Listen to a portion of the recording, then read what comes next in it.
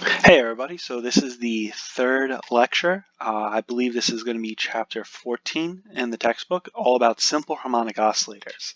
Now, one thing that I want to mention is first, this should be a little bit shorter than some of the other ones, mainly focusing more on practicing questions rather than the concepts. But one other thing that I want to mention is that I had said before that in this first section of these first 4 or 5 lectures, a lot of the topics aren't super connected. I was only half telling the truth because it actually turns out that this topic and the next two, wave mechanics and sound, are fairly interconnected. And not only that, some of the stuff that we talk about here will actually play a part when we get to the third part section, when we start talking about waves and optics. It'll be some of this stuff will be revisited. So the first two are not at all even related, but this one actually is fairly close. So um, first off, when we talk about harmonic oscillators, what this is really referring to is something that is constantly repeating motion in a periodic cycle. So that's what when we say that something's harmonic motion. This gets used a lot. In fact, it's used in quantum mechanics, regular Newtonian physics, things in circuits, planetary mechanics. All these things are usually considered as a harmonic motion. Basically, something that's going to repeat over and over and over again.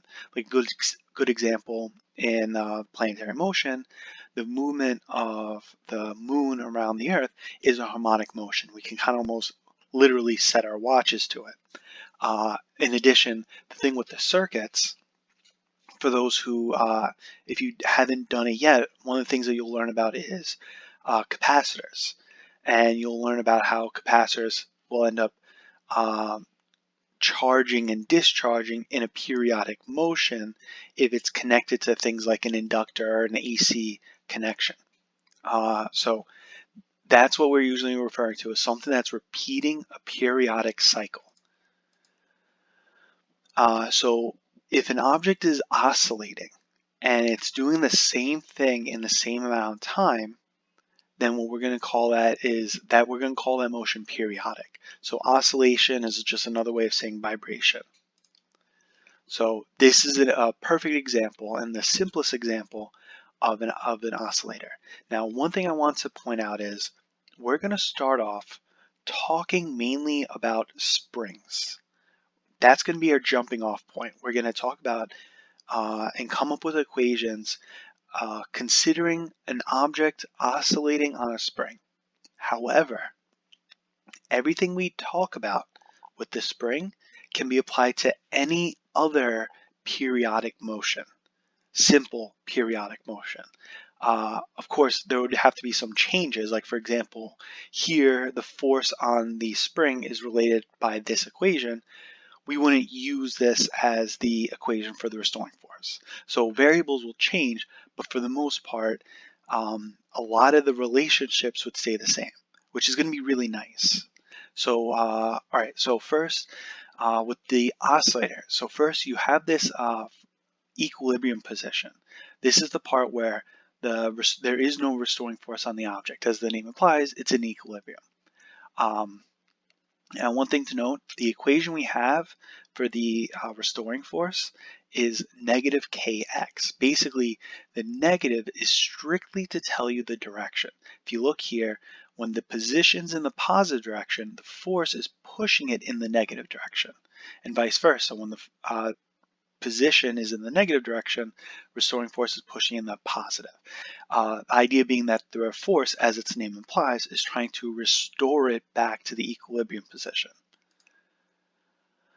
Now, some definitions, like first you should remember this, that period is just the inverse of the frequency, 1 over the frequency, or another way of saying it, it's the time it takes for the oscillation to occur. For it to go oscillate once, I should specify.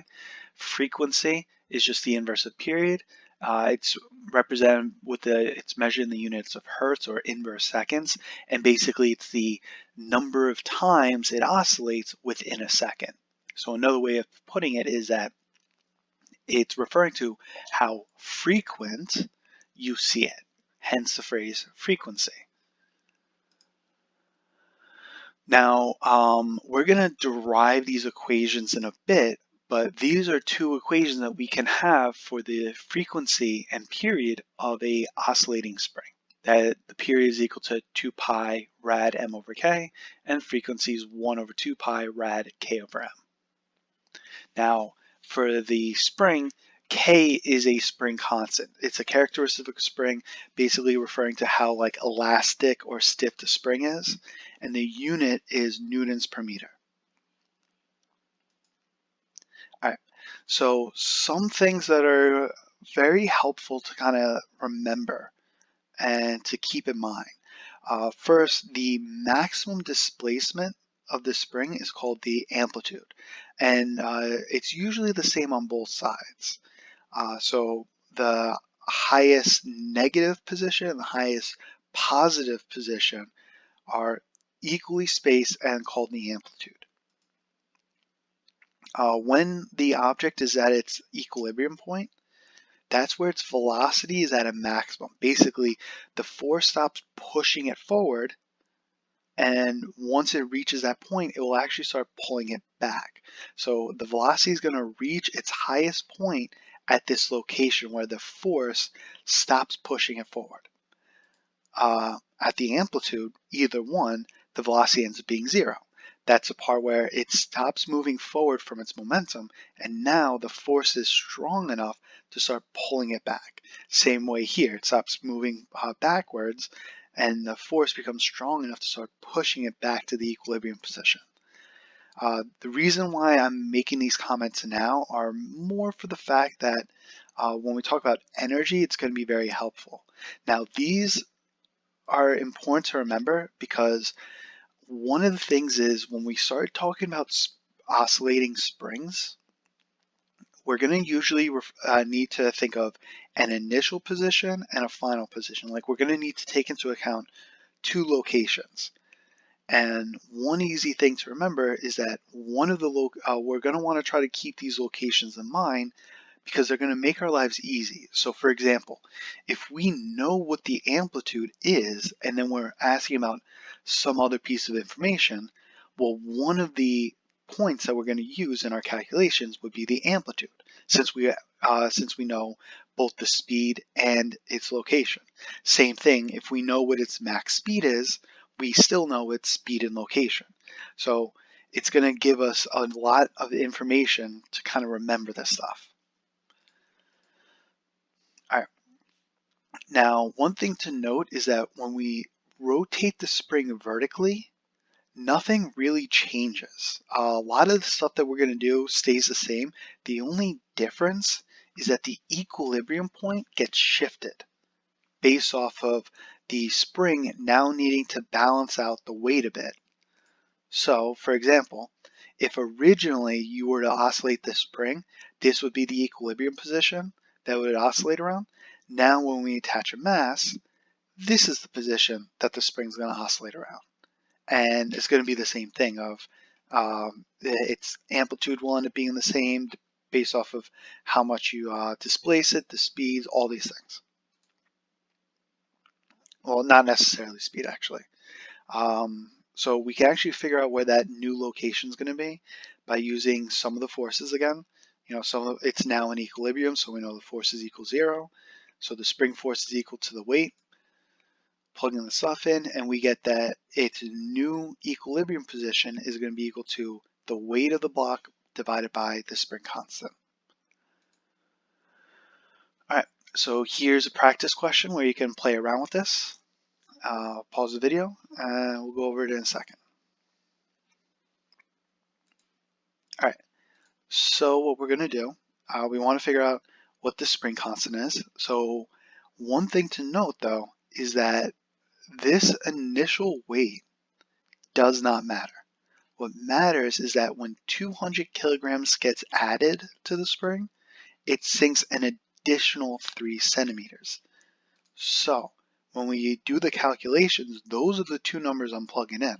I'm ignoring this.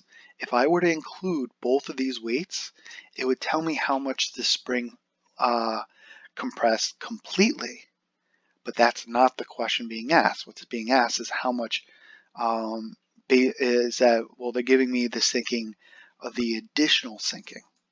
So when I do this, I use those numbers, and I get that the spring constant is 6.5 times 10 to the 4 newtons per meter. All right, so you can pause the video and practice this again. This is based off of the previous spring, but now we're talking about different scenarios. All right, so in the first part, we're figuring out the period of the oscillator and the frequency. We're going to go back to those two equations that I mentioned before, that the period was 2 pi rad MOK, plug in the total mass, because when this car starts to oscillate, it's the entire mass, the 1200 and the 200, that are moving around. And then I use the spring constant I just found to find that the period is 0.92 seconds. And then when I do the calculations, I'll get, when I take the inverse of this, I find that the frequency is a little bit over 1 hertz. So what this is basically saying is that it's going to oscillate a little bit more than one time within a second. Now for part B, they want to know how much further will a car drop if we add an additional 300 kilograms. Again, it goes back to the same idea that we're not going to include the entire mass. We're just saying, well, if I add an additional 300, how far would it go?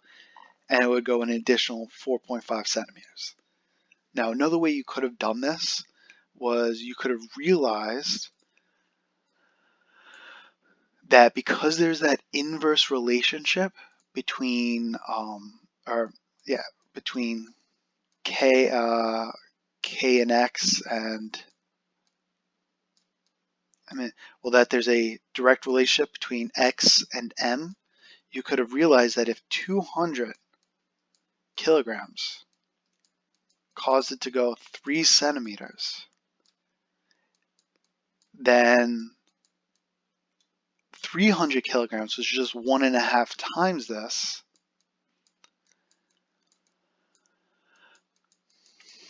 would cause this to be 4.5 centimeters.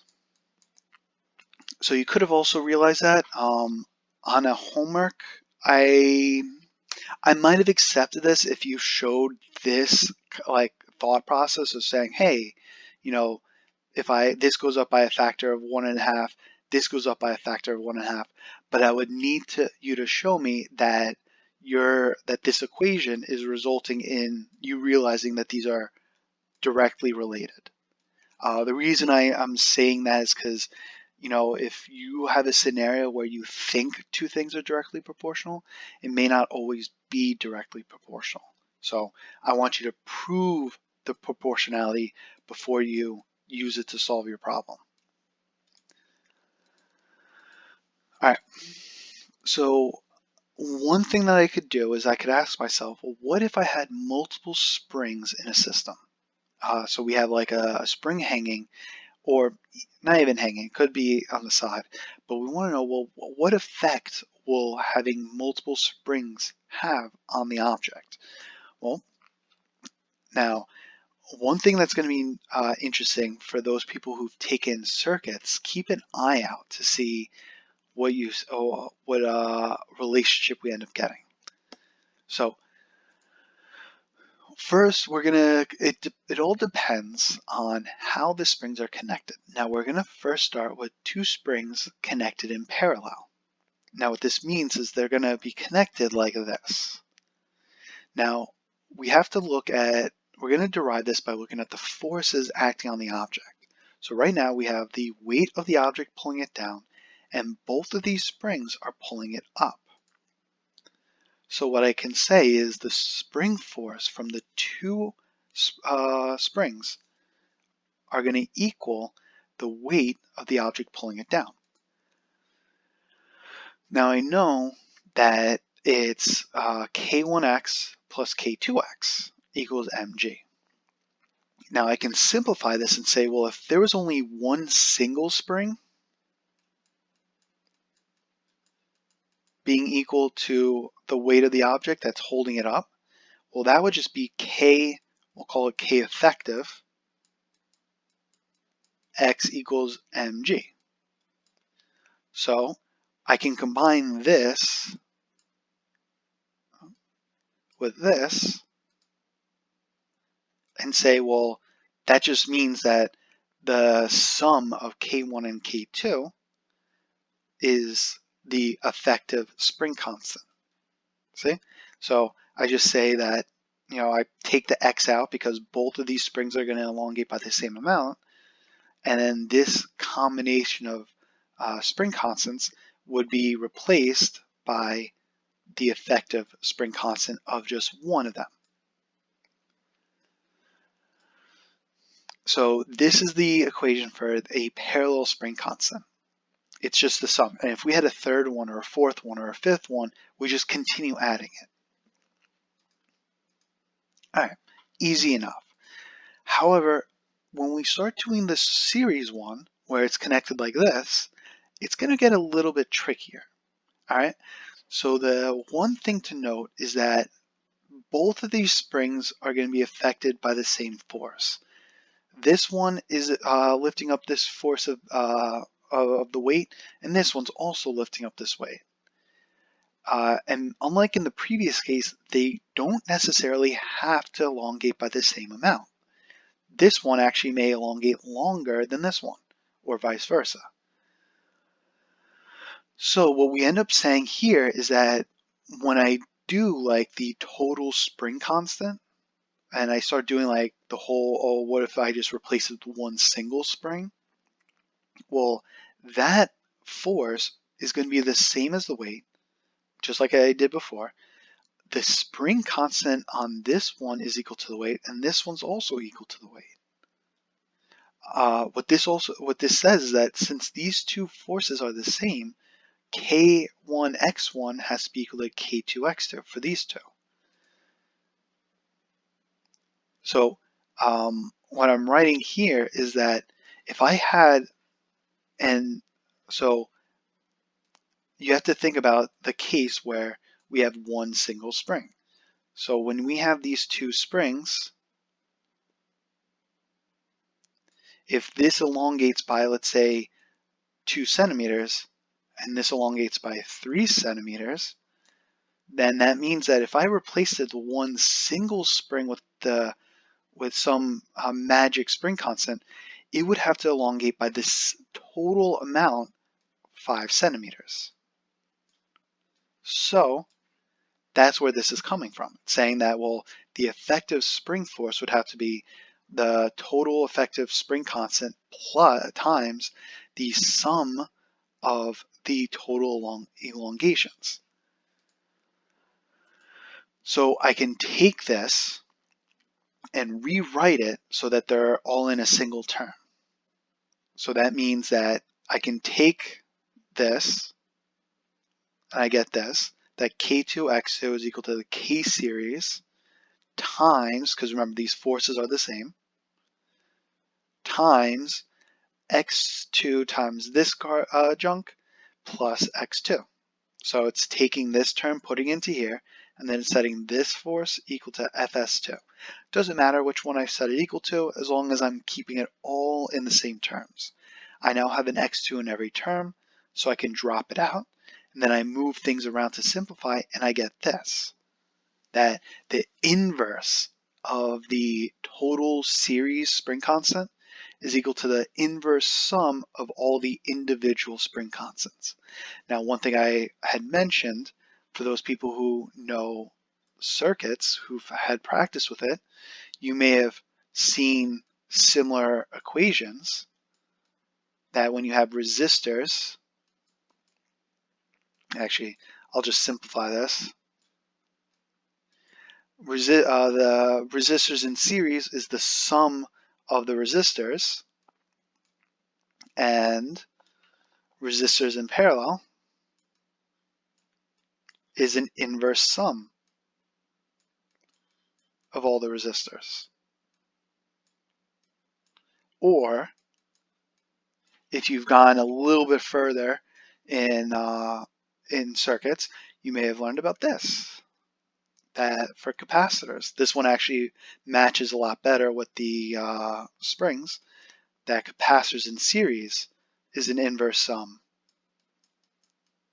of all the individual capacitors, and capacitors in parallel is just the sum of the capacitors. So basically, we end up getting a very similar result for this as we do with the resistors and capacitors. Hence why I actually called them series and parallel, to kind of relate it back to that. All right. You know what? I'm going to stop the video here, and I'll continue on with simple harmonic motion in the next one. In the next one, we're going to come up with an equation to be used in order to kind of describe the motion a little bit more completely. All right, so see y'all later.